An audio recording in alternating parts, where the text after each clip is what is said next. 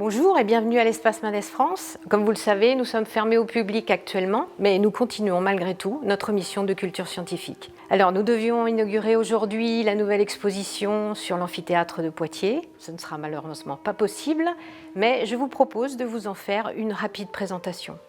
Dans la ville antique de Limonum, le nom de Poitiers à l'époque, un amphithéâtre, parmi les plus grands édifices de spectacle de la Gaule romaine, pouvait accueillir 30 000 personnes. Vous le saviez ?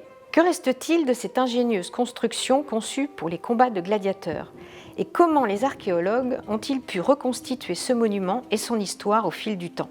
Le Colisée de Rome, le plus grand de tous les amphithéâtres, a-t-il servi de modèle aux amphithéâtres de l'Aquitaine romaine? Nous allons donc parler d'un temps où Poitiers s'appelle Limonum. Cette cité importante se dote d'un amphithéâtre de grande taille, sans doute vers le milieu du 1er siècle de notre ère. Ces grandes frises chronologiques vont nous permettre de nous resituer dans le temps avec quelques dates repères. Voici une reconstitution de la porte principale de l'amphithéâtre. L'original mesurait 11 mètres de haut. L'équipe technique de l'Espace Mendes France l'a reconstituée ici dans des proportions beaucoup plus modestes puisqu'elle ne fait que 4 mètres. Alors en fait, c'est quoi un amphithéâtre? Depuis quand ces édifices de spectacle existent-ils? Qu'est-ce qu'on y fait exactement et comment? Que sait-on de l'amphithéâtre de Limonum puisqu'il a été démoli au milieu du 19e siècle et qu'il ne reste que quelques vestiges dans la rue Bourcani notamment? Autant de questions auxquelles l'exposition tente de répondre.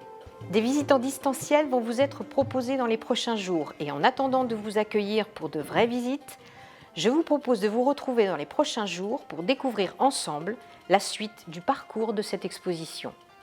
Alors à bientôt!